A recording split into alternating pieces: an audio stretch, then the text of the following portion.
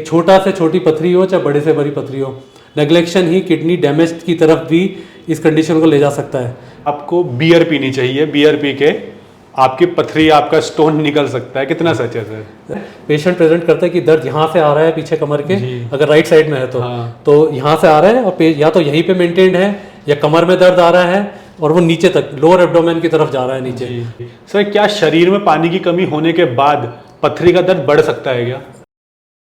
नमस्कार दोस्तों, मैं हूं Himanshu Bhatt. The health show में आज हम डॉक्टर भावेश चंदेला जी से जानेंगे पथरी के बारे में, खास करके किडनी स्टोन के बारे में भी जानेंगे और ये भी जानेंगे कि कैसे आप पथरी का ट्रीटमेंट कर सकते हैं होम्योपैथी के माध्यम से, क्योंकि एलोपैथी में तो पथरी का कोई ट्रीटमेंट है नहीं, वहाँ पे केवल ऑपरेशन ही किया जाता है। सर आपको मेरा प्रणाम। नमस्कार। सर सबसे पहले तो ये बताइए कि पथरी का रीज़न क्या है, क्यों लोगों को आजकल पथरी इतनी ज़्यादा हो रही है? सबसे पहले तो हमें समझना चाहिए पथरी बन क्यों रही है। हाँ, हमारे शरीर में जब भी कुछ ऐसे केमिकल्स हैं जिसमें कि कैल्शियम या ऑक्सलेट या यूरिक एसिड ये क्रिस्टल फॉर्म में रहते हैं हमारे ब्लड में, और जब इनका हाइपर सैचुरेशन हो जाता है, मतलब शरीर में पानी की कमी होने की वजह से ये कंसनट्रेटेड फॉर्म में आके तो पथरी को फॉर्म करने में इनका रोल होता है। अच्छा, ठीक है। और फिर इसमें ये हो क्यों रहा है, जो आजकल जो कॉमन कॉजेज हैं, सबसे कॉमन तो ये हो गया हमारी चेंज ऑफ लाइफस्टाइल, हमारी चेंज ऑफ डाइटरी हैबिट्स। जैसे कि सेडेंट्री जॉब ज़्यादातर बढ़ गई हैं लोगों की, तो सेडेंट्री लाइफस्टाइल हो गई, जिस वजह से कि ओबेसिटी के केसेस काफ़ी हद तक मतलब ओवरशूट हो गए हैं। हाँ। ठीक है। और काफ़ी सारी ऐसी बीमारियां हैं जो कि लाइफस्टाइल डिसऑर्डर का पार्ट बन गई है, जिसमें कि high cholesterol, high blood pressure या डायबिटिक या प्री डायबिटिक कंडीशंस, ये सब मिलके स्टोन फॉर्मेशन में, खासकर कि किडनी स्टोन फॉर्मेशन में एक बड़ा रोल प्ले कर रही हैं। और कुछ तरीके की, जैसे मैंने अभी डाइटरी हैबिट्स की बात कही, डाइटरी हैबिट्स में कुछ तरीके के ऐसे फूड है जिसमें कि ऑक्सलेट की मात्रा बहुत ज़्यादा पाई जाती है जी। तो इस तरीके के फूड का कंजम्पशन अगर बढ़ रहा है डाइट में, तो ये भी रीनल स्टोन को बढ़ाने में हेल्प करते हैं। सर ऑक्सलेट कहा आपने, इसे हम सिंपल टर्म में कैसे समझे कि ऑक्सलेट क्या है, मतलब कहाँ पाया जाता है, किस में पाया जाता है? एक्चुअली ऑक्सलेट तो हमारा एक एक्सक्रीटरी, मतलब हमारा जो मेटाबॉलिज्म है उसका एक एक्सक्रीटरी केमिकल मान लीजिए इसे। अच्छा। तो किडनी इसको फिल्टर आउट करती है हमारी बॉडी से। हाँ जी। ठीक है। अब वही हमारा अगर फ्लूइड इनटेक कम हो गया और डाइटरी हैबिट्स जो कि इस ऑक्सलेट क्रिस्टल की मात्रा को हमारे ब्लड में बढ़ा रही है, तो अगर ये हुआ तो इनके सुपर सैचुरेशन होने से ये प्रेसिपिटेट करते हैं और क्रिस्टल फॉर्म में जमा होकर किडनी स्टोन को बनाने में एक बड़ा रोल प्ले कर रहे हैं हमारी बॉडी में। तो सर कितने टाइप के किडनी स्टोन होते हैं, या फिर पूरी बॉडी में अगर कहा जाए तो कितने टाइप की पथरी होती है और बॉडी में कहाँ कहाँ होती है? वैसे तो पथरी तो बहुत तरीके की है, जैसे गॉल ब्लैडर स्टोन्स भी होते हैं। हाँ जी। जिनका जो कैरेक्टर है बिल्कुल अलग है। रीनल स्टोन जो हैं, जिन पे आज का हमारा डिस्कशन है, हाँ जी। तो इसमें जो है इसमें कई तरीके के स्टोन पाए जाते हैं, कई तरीके के कंपोजिशन के स्टोन पाए जाते हैं, जिसमें कि कॉमन है calcium based stones, oxalate based stones, कुछ तरीके के यूरिक एसिड बेस्ड स्टोन्स होते हैं, और कुछ होते हैं जो रेयर हैं, स्ट्रूवाइट, और एक ये हमारे एक प्रोटीन है जो कि वो भी एक तरीके के स्टोन को फॉर्मेशन में हेल्प करता है। अच्छा जी। तो कैल्शियम बेस्ड भी होता है, प्रोटीन बेस्ड भी होता है जी। तो सर क्या आयरन बॉडी में बढ़ने से भी स्टोन होता है? नहीं, आयरन बढ़ने का मतलब आयरन बढ़ने से कोई स्टोन का ऐसा कोई डायरेक्ट लिंक नहीं है जी। लेकिन अगर आयरन लेवल्स नॉर्मल लेवल पे हैं तो हमारा सर्कुलेशन अच्छा मेंटेन रहता है, ब्लड अच्छी तरह ऑक्सीजन कैरी करता है, सर्कुलेशन इंप्रूव रहता है, तो स्टोन बनने के चांस कम हो जाते हैं। अब आयरन बढ़ना, अब अपनी नॉर्मल लिमिट से बढ़ना, वो कोई दूसरी बीमारी के संकेत हो सकते हैं। जी। सर किडनी स्टोन के बारे में बात करने से पहले मैं ये जानना चाहूँगा कि ऐसे कौन सी पथरी है, कौन से टाइप की पथरी है जिनका ट्रीटमेंट हो नहीं सकता है, मतलब जिसे निकाला ही नहीं जा सकता, ऐसी भी है क्या कोई? नहीं, इसमें भी वो है। एक्चुअली सबसे पहले इम्पॉर्टेंट है कि पथरी होना ही एक अलार्मिंग साइन है कि पेशेंट को चाहे 2 मिलीमीटर या उससे छोटी पथरी हो या कितनी भी बड़े साइज की पथरी हो, सबका ही शरीर में होना, सबको शरीर में नहीं होना चाहिए। ठीक है। मतलब वो एक तरीके से किडनी को डैमेज करने में रोल प्ले कर सकती है। हाँ। चाहे वो छोटी पथरी हो या बड़ी पथरी हो। हमारा एम क्या है कि अगर लोकेशन पहले हम जांचें कि भाई किस लोकेशन पे है, कि चाहे छोटी पथरी हो या बड़े साइज की पथरी हो, अगर वो यूरिन को ब्लॉक कर रही है, किडनी के में पेशाब के फ्लो को रोक रही है, बैक प्रेशर क्रिएट कर रही है, जिसे कि हम किडनी में सूजन की फॉर्म में देखते हैं, हाइड्रोनेफ्रोसिस बोला जाता है, अगर वो पैदा कर रही है, तो चाहे वो छोटी पथरी हो या बड़ी पथरी हो, तो दोनों ही किडनी के फंक्शन को हार्म कर सकती हैं और किडनी डैमेज की तरफ ले जा सकती है। पर जैसा आपने पूछा कि बड़ी पथरी को निकाला जा सकता है, नहीं निकाला जा सकता। हाँ जी। सभी तरीके की पथरियाँ मतलब होम्योपैथिक मेडिकेशन के थ्रू मतलब बॉडी से फिल्टर आउट करी जा सकती हैं, पर वो ये केस टू केस बेसिस है कि भाई पथरी कभी क्या बोलते हैं, कुछ तरीके के स्टोन हैं जिनके वो इतने बड़े हो जाते हैं कि किडनी के में अपने हाथ पैर बना लेते हैं। हाँ। ठीक है, उसके इतनी बड़ा साइज हो जाता है। और दूसरी ये कंडीशन है कि पेशेंट हमारे पास किस स्थिति में आया है। अगर हमारे पास आते हुए ही उसकी किडनी काफ़ी 80-90% डैमेज हो चुकी है, तब तो हमें सर्जिकल इंटरवेंशन की तरफ ही भेजना पड़ेगा। हाँ। क्योंकि दवाई का एक्शन आने का टाइम ही नहीं बचेगा। लेकिन अगर पेशेंट इनिशियल स्टेज या पथरी बड़ी भी है और किडनी फंक्शन नॉर्मल है, तो उसको होम्योपैथिक मेडिकेशन के थ्रू डील करा जा सकता है। सर कई लोग कहते हैं कि पथरी में आपको बियर पीनी चाहिए, बियर पी के आपकी पथरी, आपका स्टोन निकल सकता है, कितना सच है सर? जी ये बिल्कुल एक मिथ है एक तरीके का कि बियर पीने से पथरी बाहर आ जाती है। हमारे पास बहुत सारे ऐसे पेशेंट्स हैं जो हमें बताते हैं कि भाई हमारे एक दोस्त ने बियर पी, उसकी पथरी निकल गई, पर मैंने पी पर मेरी पथरी नहीं निकली। हाँ। तो इसका जो आंसर है कि भाई पथरी, जो बियर का जो कंपोजिशन है ना, वो high purine rich, high uric acid को बढ़ाने वाला कंपाउंड है उसमें। ठीक है, और दूसरा कि उसमें ऑक्सलेट की मात्रा बहुत ज़्यादा है जी। बियर पथरी निकाले ना निकाले, लेकिन पथरी बनाने में उसका बड़ा रोल प्ले रहता है। अगर कोई इंसान लगातार बियर को कंजम्पशन बढ़ाता चले जाए और उसको पथरी है, तो उसकी पथरी निकलने की बजाय तो दूर है, बल्कि उसका साइज बढ़ता चला जाएगा। नई पथरी बनने की जो वो है मतलब चांसेस वो भी बढ़ जाएंगे जी जी। और दूसरा अल्कोहल से होने वाले जो किडनी और लीवर को नुकसान है वो तो होंगे ही होंगे। बिल्कुल, अल्कोहल का जो अपना डैमेज है वो तो होगा ही, बल्कि अल्कोहल की टेंडेंसी भी यही है कि भाई अगर हम नॉर्मल जैसे दूसरे फॉर्म में अल्कोहल ले रहे हैं, विस्की या दूसरे हाई इंटेंसिटी अल्कोहल ले रहे हैं, तो जैसे विस्की हो गए या स्कॉच हो गई, तो वो तो और डिहाइड्रेशन क्रिएट कर रही है। हाँ जी। बियर खुद में एक डाययूरेटिक जैसी है, पर उसकी जो कंपोजिशन है वो इतना हाई ऑक्सलेट कंपाउंड है कि वो पथरी निकालने की बजाय नई पथरी बनाने में उसका रोल ज़्यादा रहता है। सर कई लोग कहते हैं कि पथरी में टमाटर नहीं खाना चाहिए, यानी जो बीज वाली सब्जियां होती है। इसके अलावा कई लोग ये भी कहते हैं कि बहुत पानी पियो पथरी निकल जाएगी, या कोई कहता है कि दूध नहीं पीना चाहिए। तो क्या सही है कि पथरी में ऐसा परहेज जरूरी है? ये भी कुछ तरीके के मिथ हैं जी। जैसे आपने बात करी कि बीज वाली सब्जियां, या जिसमें कि टमाटर बड़ा आजकल लोग पूछते हैं हाँ जी। जो किडनी स्टोन के पेशेंट से कि वे टमाटर बंद कर देना चाहिए जी। पहले तो जो साइंस क्या कहती है हमें जानना चाहिए हाँ। कि जो हमारा बॉडी का जो फिजियोलॉजी है, कोई ऐसा मैकेनिज्म नहीं है कि वो टमाटर का बीज हो या किसी फल का बीज हो या सब्जियों का बीज हो हाँ। जो हमारे डाइजेशन सिस्टम से लेके हमारे ब्लड सर्कुलेशन में होते हुए किडनी तक पहुंच जाए हाँ। वो सिर्फ हमारे स्टूल के थ्रू एक्सीड होकर बॉडी से बाहर जाता है जी। तो कोई भी तरीके की बीज वाली सब्जियां रीनल स्टोन के पेशेंट आराम से कंज्यूम कर सकते हैं। बल्कि इसमें तो टमाटर का जैसा एग्जांपल लें, उसमें लाइकोपीन की मात्रा बहुत है जो कि स्टोन फॉर्मेशन को रोकने में हेल्प करता है हाँ। अब दूसरा, जैसे आपने दूध का जिक्र करा कि मिल्क प्रोडक्ट या मिल्क या कर्ड, ठीक है, इसमें तो ये साइंटिफिकली पाया गया है कि जिनको पेशेंट को स्टोन है या स्टोन बनने की टेंडेंसी है, उनको मिल्क प्रोडक्ट या दूध पीने से, बल्कि कैल्शियम अगर हम दूध की नेचुरल फॉर्म में लेना है, दूध या कर्ड की फॉर्म में, स्टोन फॉर्मेशन को रोकने में हेल्प करता है बल्कि पीना चाहिए उनको ज़्यादा दूध। क्योंकि जो ऑक्सलेट बेस्ड स्टोन होते हैं, ठीक है, वो क्या होते हैं, जब कैल्शियम हम दूध के थ्रू या कर्ड के थ्रू ले रहे हैं बॉडी में, तो उससे कंबाइन होकर बॉडी से इजीली एक्सक्रीट हो जाते हैं तो बल्कि वो तो हेल्पफुल है हमारी बॉडी के लिए, स्टोन को बनने से रोकने में और एक्सक्रीट करने में भी हेल्प करता है।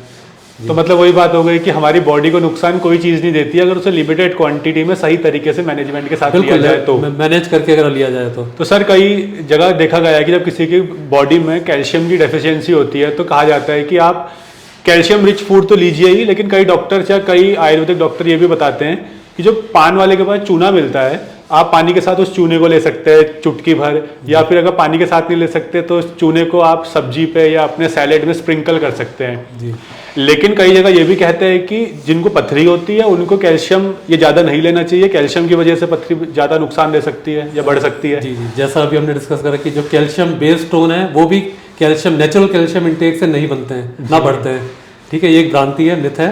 तो लेकिन कैल्शियम अगर हम नेचुरल ले रहे हैं कर्ड या मिल्क प्रोडक्ट की फॉर्म में हाँ जी, तो वो बेनिफिशियल है। अगर हम कैल्शियम की गोली खाना शुरू कर दें उसके हाँ, साथ, या जैसा आप चूना का एग्जांपल दे रहे हैं हाँ, तो ये सब चीज़ें क्या है, ये आपकी पथरी को, ये आपके ब्लड में कैल्शियम की मात्रा को बढ़ा के ये किडनी स्टोन के फॉर्मेशन को बढ़ाने में एक इनडायरेक्ट रोल प्ले कर सकती है। इसलिए कैल्शियम खाना जरूरी है, पर नेचुरल फॉर्म में। तो सर एलोपैथी में तो किसी दवाई से ट्रीटमेंट नहीं है स्टोन का, वहाँ तो केवल कहते हैं कि आप लेज़र करवा लो और आप उससे स्टोन को निकलवा लो, लेकिन आयुर्वेद में भी इसके कुछ आयुर्वेदिक नुस्खों के माध्यम से कहते हैं, लेकिन कई डॉक्टर्स होम्योपैथी में गारंटी देते हैं स्टोन के निकलने की, खास करके किडनी स्टोन के। तो कैसे होता है होम्योपैथी में स्टोन का ट्रीटमेंट? पहले तो ह्यूमन बॉडी में हमेशा एक्सेप्शन का बड़ा वो रोल होता है जी। तो हमें कोई भी मेडिकल साइंस में गारंटी वर्ड यूज करना ही गलत है। हाँ, लेकिन कई लोग देते हैं ना सर, गारंटी दे देते हैं कई लोग। वो मतलब मेडिकल एथिक्स के खिलाफ है जी। क्योंकि आप गारंटी कैसे देंगे, आपको नहीं पता अंडरलाइन कंडीशन क्या है, हाँ पेशेंट की एज क्या है, कोई प्रीडिस्पोजिशन है कोई दूसरी बीमारी का। हाँ। तो हमें पूरी ओवरऑल पिक्चर पता होगी तभी हम उसको डील कर सकते हैं। पेशेंट क्लिनिकल हिस्ट्री हमें पूरी पता होनी चाहिए। रहा होम्योपैथी का जो रोल है वो बड़ा ही इंपॉर्टेंट रोल है रीनल स्टोन को बॉडी से फ्लश आउट करने में। जी। बहुत सारी ऐसी जो हम जनरली यूज़ करते हैं 15 to 20 मेडिसिन ऐसी होम्योपैथिक मेडिसिन हैं जो कि बहुत इफेक्टिवली, और अगर हम पूरा कंप्लीट क्लिनिकल स्टडी लें पेशेंट्स की, पूरी अंडरलाइन कंडीशन की जांच कर लें, पेशेंट का पूरा सिम्टोमेटिक पूरी हिस्ट्री ले लें और उसका पूरा कॉन्स्टिट्यूशन बेस बना के जो हम दवाइयाँ प्रिस्क्राइब करेंगे होम्योपैथिक मेडिसिन, वो बहुत ही बढ़िया इफेक्टिव रोल प्ले करती हैं पेशेंट को रीनल स्टोन से छुटकारा दिलाने में। तो सर अगर देखा जाए, वैसे तो मेडिसिन बिना प्रेस्क्रिप्शन से लेना गलत है, लेकिन फिर भी हम आपसे जानना चाहेंगे कौन कौन सी मेडिसिन आप किस किस सिम्टम के बेस पे बनाते हैं? बिल्कुल, इसमें जैसे सबसे पहले तो हम जैसा मिथ की बहुत बात कर रहे हैं, भ्रांतियाँ क्या हैं। होम्योपैथी में कुछ बहुत सारे पेशेंट हमारे पास आते हैं कि ट्रीटमेंट से पहले ही वो बोलते हैं बर्बरिस वल्गैरिस मदर टिंचर लिए जा रहे हैं और इतने टाइम से ले रहे हैं लेकिन उसका असर नहीं आया, पथरी नहीं निकली। तो ये ओवर द काउंटर ले लेते हैं, लेकिन एक्चुअली इसमें क्या है, वो खाली एक यूरिन के फ्लो को बढ़ाने में हेल्प करती है। लेकिन हमें जानना पड़ेगा कि भाई बॉडी की फिजियोलॉजी कैसी है, ठीक है, कि किडनी स्टोन की लोकेशन क्या है। अगर कोई स्टोन अटक गया है अंदर, तो जब तक कि वो यूरेटर के साइज, अगर यूरेटर में अटक गया मान लीजिए कोई स्टोन, ठीक है, यूरेटर का जो डायमीटर होता है लगभग 5 मिलीमीटर के अराउंड है और स्टोन का साइज हो गया 8, 10 या 15 मिलीमीटर, ठीक है, वो स्टोन फंस गया यूरेटर में। आप बर्बरिस कितना पीते रहिए, यूरिन का फ्लो बढ़ेगा लेकिन स्टोन टूट के बाहर नहीं निकलता। तो ये एक एग्जांपल है कि बिना डॉक्टर की सलाह के अगर होम्योपैथिक दवा आप ले रहे हैं तो कितना खतरनाक हो सकता है। पथरी तो निकली नहीं लेकिन पेशेंट का ये फ्लो बढ़ता चला गया, जिस वजह से कभी कभी ब्लड प्रेशर से किडनी में और सूजन आ गई। इसमें क्या है, अब आपको पहले तो डॉक्टर जो हम पूरा क्लिनिकल हिस्ट्री ले रहे हैं, हमें लोकेशन इंपॉर्टेंस है हमारे लिए। स्टोन चाहे छोटा हो बड़ा हो, अगर उसने हाइड्रोनेफ्रोसिस किडनी में सूजन लेके आ गया है, मतलब किडनी को ब्लॉक कर रखा है, तो हमारा पहला काम क्या, दवाई के थ्रू उसको तोड़ा जाए। तो स्पेसिफिक मेडिसिन है होम्योपैथी में, यहाँ तक कि लोकेशन और साइड, किस साइड में पथरी है इसके लिए भी डिफरेंट मेडिसिन हो जाती है होम्योपैथी में। अच्छा, किस साइड में है उससे मेडिसिन चेंज हो जाती है। जैसे स्पेसिफिक कुछ मेडिसिन, जैसे राइट साइड में स्टोन है तो लाइकोपोडियम, और भी बहुत तरीके की मेडिसिन है अलग अलग पोटेंसी में जो प्रिस्क्राइब करी जाती है अकॉर्डिंग टू पेशेंट कंडीशन, ठीक है। अब और जैसे पेशेंट को दर्द किस तरीके का है वो इंपॉर्टेंट है। किसी को क्रैम्पिंग पेन उठ रहा है तो उसमें एक डायस्कोरिया वेरोसा नाम से हमारा एक मेडिसिन है जो मदर टिंचर या पोटेंसी फॉर्म में भी देते हैं, तो क्रैम्पिंग पेन को कंट्रोल करने में रोल प्ले करती है।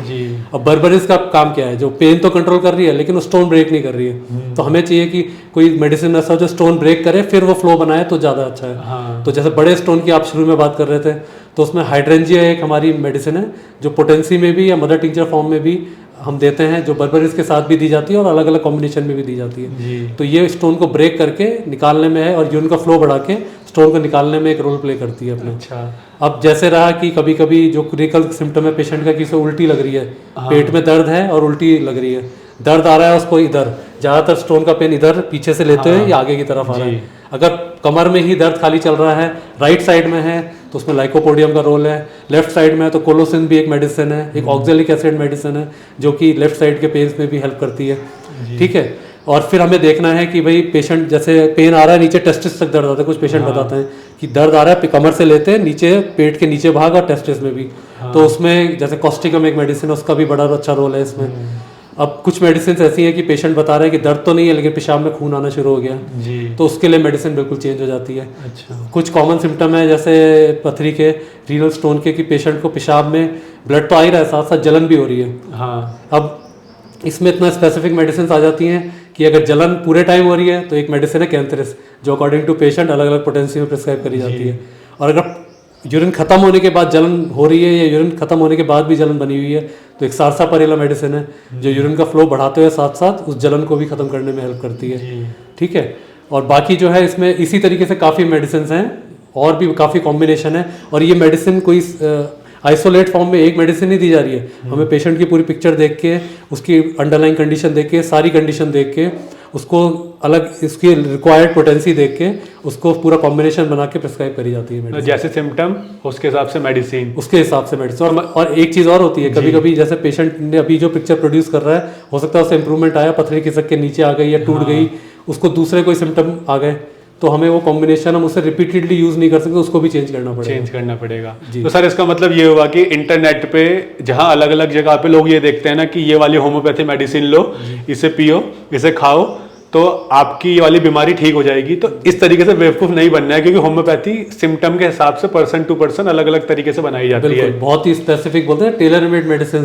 ऐसे होम्योपैथी का रूल है कि आप बिल्कुल हर पर्सन के लिए एक स्पेसिफिक मेडिसिन, स्पेसिफिक कॉम्बिनेशन, फिर उसकी डिजीज के प्रोग्रेशन के हिसाब से भी, उसके सिम्टम के अकॉर्डिंग पोटेंसी भी और मेडिसिन के कॉम्बिनेशन भी और सिंगल मेडिसिन भी, वो भी चेंज होती रहती है।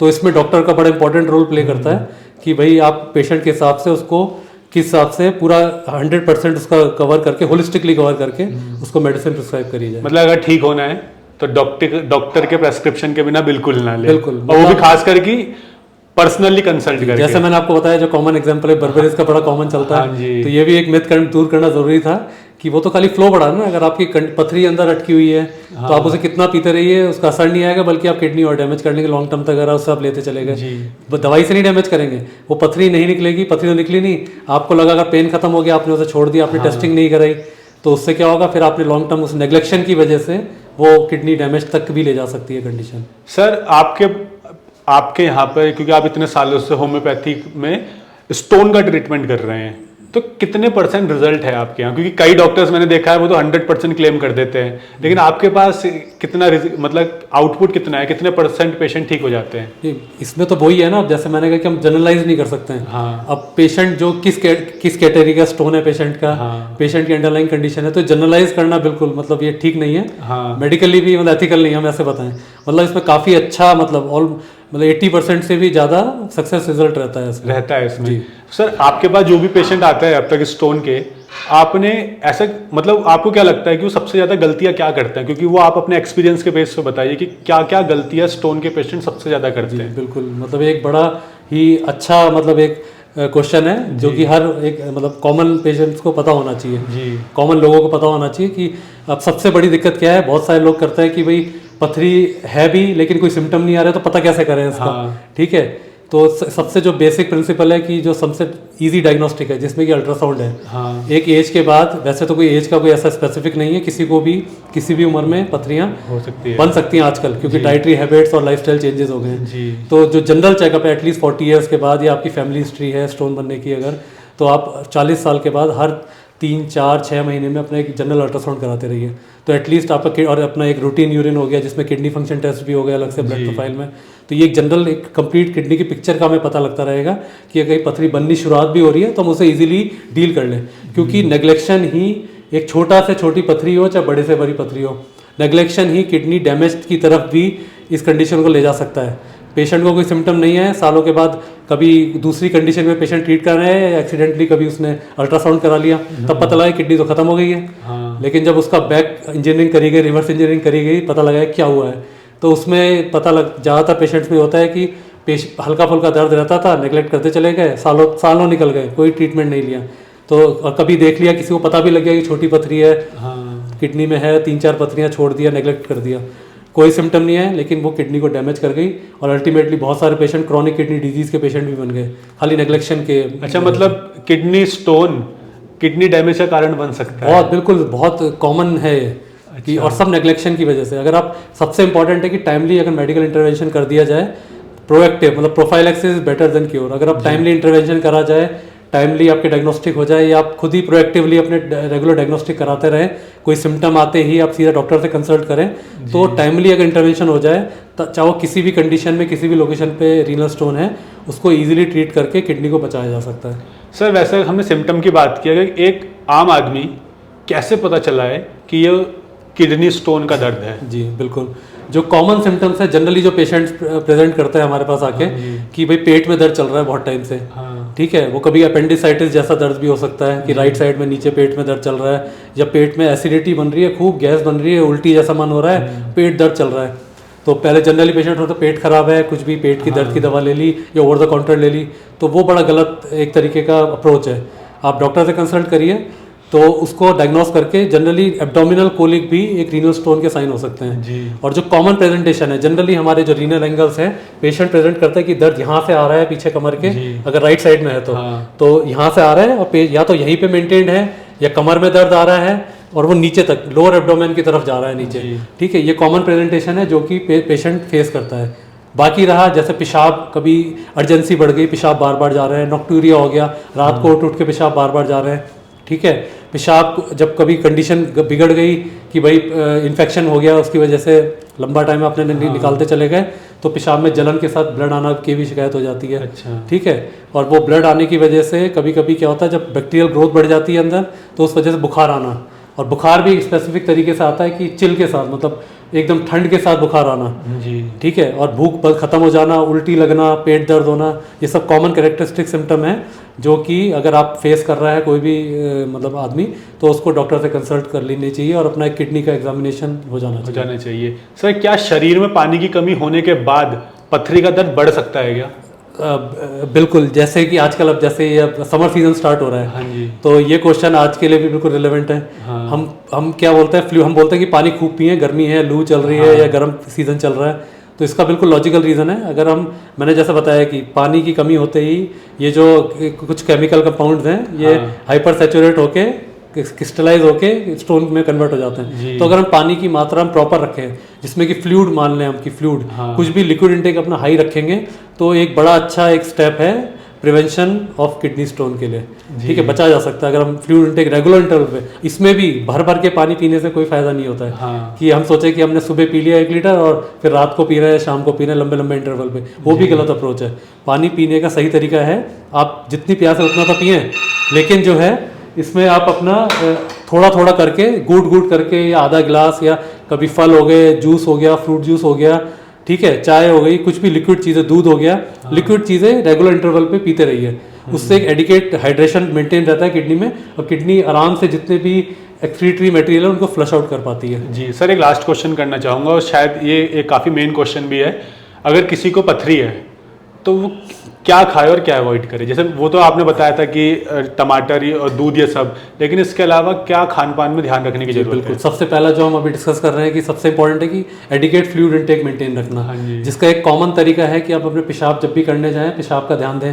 कि भाई पेशाब अगर बिल्कुल वाटरी फ्लूइड आ रहा है, वाटरी कलर में आ रहा है, या हल्का पीला आ रहा है, तो मतलब प्रॉपर हाइड्रेटेड है, पानी आपके शरीर में ठीक मात्रा में है। कभी गाढ़ा पेशाब आने लग गया, पेशाब में जलन होने लग गई, तो ये साइन है कि आपकी बॉडी में पानी की कमी है। पानी पीते रहिए और पानी की मात्रा को बढ़ाइए अपनी रूटीन में।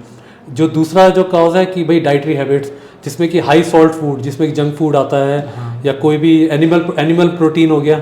एनिमल प्रोटीन भी बड़ा कारण है क्योंकि वो हाई प्यूरिन रिच होता है, जो यूरिक एसिड के क्रिस्टल के साथ साथ ऑक्सलेट स्टोन बनाने में भी रोल प्ले करता है। तीसरा हो गया जैसे कि ऑक्सलेट रिच फूड्स, जिसमें कि हरी पत्ते की सब्जियां, जिसमें कि कॉमन हो गया पालक हो गया, ठीक है, लेट्यूस हो गया, इस तरीके की हरी पत्ते वाली सब्जियां भी ऑक्सलेट रिच होती हैं। इनको अगर हम ज़्यादा मात्रा में खाएंगे, जिसमें कि और कुछ तरीके के जैसे आलू हो गया, एलमंड्स हो गए, ड्राई फ्रूट्स हो गए, नट्स वगैरह, ये सब ऑक्सलेट, सोयाबीन हो गया, ये ऑक्सलेट रिच फूड है। इनको अगर हम एडिकेट ऑप्टिमम कंजम्पशन रखेंगे तभी ये ठीक रहे, तभी ये सेफ है किडनी स्टोन के प्रिवेंशन के लिए। नहीं तो अगर ज़्यादा मात्रा में कंज्यूम करना शुरू करेंगे तो ये स्टोन फॉर्मेशन में और रोल प्ले करते हैं। अच्छा, ठीक है। और दूसरा जो कॉमन चीज़ें हैं कि भैया अल्कोहल और स्मोकिंग से अल्कोहल और स्मोकिंग से दूरी बनाइए, क्योंकि स्मोकिंग जो है वो किडनी को डिहाइड्रेट करती है। अल्कोहल भी ज़्यादा मात्रा में किडनी को डिहाइड्रेट करता है। वही पानी की मात्रा कम करेगा तो स्टोन बनने की चांस ज़्यादा बढ़ेंगे, तो इनको अवॉइड करा जाए। बाकी regular aerobic exercise, activity, sedentary lifestyle से दूर रहिए, मोटापा कम करिए। और अगर आप प्री डायबिटिक स्टेज में है तो अपनी ब्लड शुगर लेवल्स, अब कोलेस्ट्रॉल आपका हाई है, बीपी की शिकायत है, इनकी मेडिकेशन लेके इनको कंट्रोल लेवल पे रखें। ठीक है, तो ओवरऑल अगर ये आप फॉलो करेंगे तो काफ़ी अच्छे तरीके से हम एक प्रोफाइलेक्टिक मेजर अपना सकते हैं स्टोन फॉर्मेशन को रोकने के लिए। तो अगर हम चाय की बात करें, क्योंकि चाय तो देखिए है तो लिक्विड फॉर्म, लेकिन कई जगह मैंने सुना है और पढ़ा है कि जो लोग ज़्यादा चाय पीते हैं उनकी बॉडी में ये कैल्शियम और विटामिन डी ठीक से एब्जॉर्ब नहीं हो पाता, और चाय ज़्यादा पीना हमारे शरीर में शायद पानी की कमी भी करता है। तो ऐसा सही है क्या?